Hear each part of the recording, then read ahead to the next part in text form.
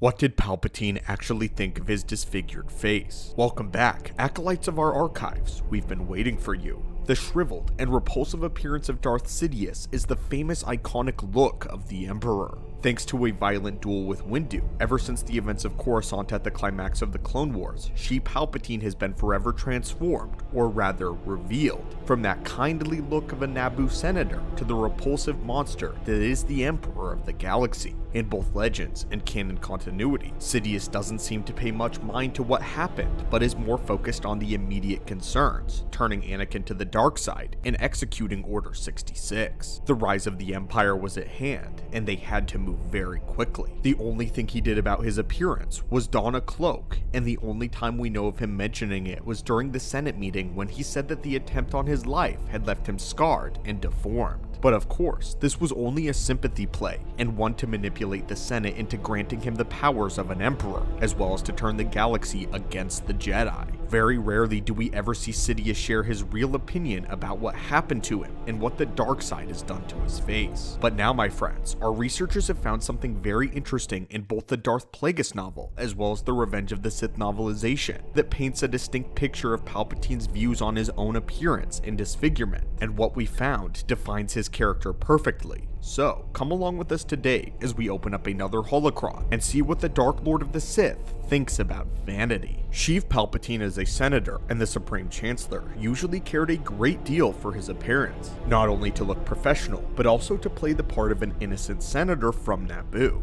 The planet and very culture of Naboo centered greatly on their distinct appearances. For them, fashion was not just about extravagant hairstyles, colorful outfits, and expensive jewelry, but all of this was a very important representation of their very culture. The people of Naboo greatly honor their history and have gone through great lengths to ensure the survival of their ancestral styles, down to and including the distinct makeup that the Queen wears. So when he is trying to project his facade as the Queen's ambassador from Naboo, Palpatine is very careful to continue to observe all their fashion customs, which includes making sure his own facial appearance was kept up. However, we do learn that as a boy, young Palpatine actually scorned all of the intricate fashion of his home world. He despised the fluff and the frills, and even heavily disliked diverse color palettes. Sheev liked uniformity in design, and a simplistic color palette to boot. This is why when the Emperor took over, everything was just black, white, and gray. As soon as he became the Emperor, Palpatine removed his red Chancellor robes and donned an all-black cloak.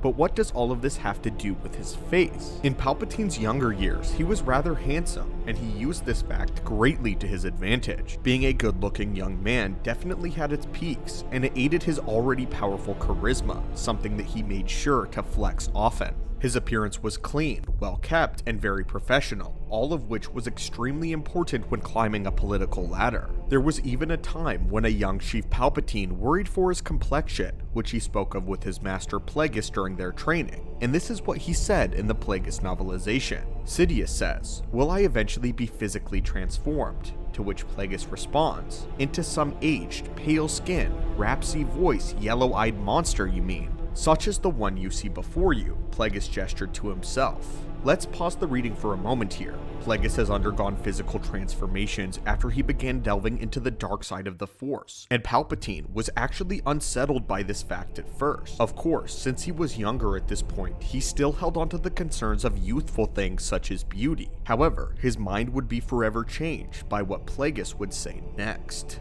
"Surely you are acquainted with the lore, King Amin of Onderon, Darth Sion, and Nihilus, but whether it will happen to you, I cannot say. Know this though, Sidious, that the power of the dark side does not debilitate the practitioner as much as it debilitates those who lack it. The power of the dark side is an illness no true Sith would ever wish to be cured of." It would seem that Sidious and Plagueis had both unintentionally predicted the fate of Sidious's iconic appearance, and it was good that they had this conversation, as it seemed that this advice given to Sidious by his master stuck with him until the inevitable day that he too was transformed. Let's now go on to the novelization for Revenge of the Sith, where we read what happens immediately after Sidious dubs Anakin Vader. Palpatine examined the damage to his face in a broad expanse of a wall mirror. He lifted one tentative hand to his misshapen horror that he now saw in the mirror, then simply shrugged and so the mask becomes the man. He sighed with a hint of philosophical melancholy. I shall miss the face of Palpatine, I think, but for our purpose, the face of Sidious will serve.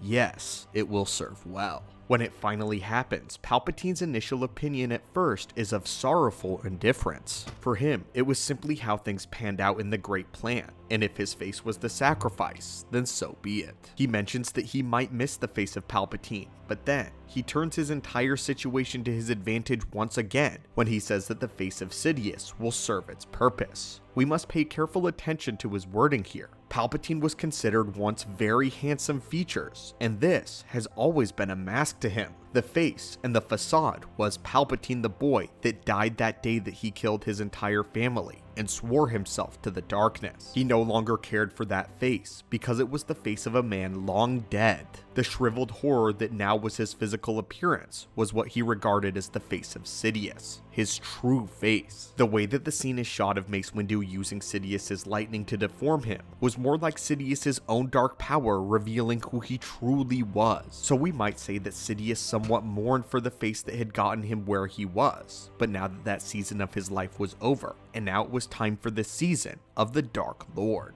and the face would serve their purpose, just as the face of Palpatine did. Of course, what he means by this is that he will use this deformity to his advantage by wearing it as a permanent battle scar of his epic survival against the attempt on his life by the Jedi, which was the story he would tell the galaxy. His very face was living proof that the Jedi had tried to betray the Republic, so in that way, the appearance of Sidious would serve its ultimate purpose. You see, the Sith are able to let things go just like the Jedi do if it serves their plans. The Jedi let things go to encourage detachment and harmony. The Sith, though, lets things go when things get in their way, or slow them down, or if necessary, they sacrifice it.